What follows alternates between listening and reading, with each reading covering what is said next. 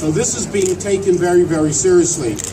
When I heard the news last night, sort of the middle of the night, whatever time it was, having just returned from Jerusalem, spending 4 days walking the streets of that great city, and watching as we walk the streets, you know, keeping my eyes open all the time, because you never know who's going to pull a knife on you, and you know the tragedies that have happened, and the deaths that have happened, and the people who have been seriously wounded.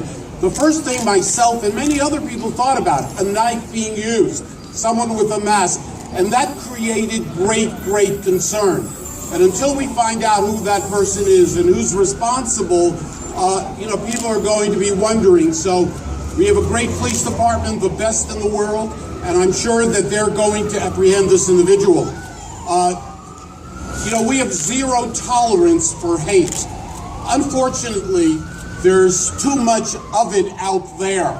People who don't like a particular group for whatever reason it is, but there's nothing that is acceptable in terms of hating other people. We hope to God it's not connected. Thank God, whatever's happening in the Middle East has been kept out of New York. It's wonderful, it's great. But until the person is apprehended, someone with a knife, again, remember, when you go out with a knife, you are capable of murdering someone. And that's exactly what happened last night. The person who did this wasn't out to rob someone, to give you your money, or they used a knife and stabbed somebody. What was that all about? Right now, we don't know. You know, it's a funny thing. It's like hoping that it was what? Oh, nothing, just had nothing else to do. And he saw a Jew, and he said, let me stab that Jew. And it's not connected to the Middle East, but right now, we just don't know. But the natural reaction with what has happened in the Middle East is that knives have become a real weapon to be used against innocent men, women, and children, and that's why the concern. Thank you. Peter and then Janine. What was it specifically about affecting the human being? This is a hate crime. Well, I didn't make that belief. The police department has made that determination that it would be investigated as a hate crime.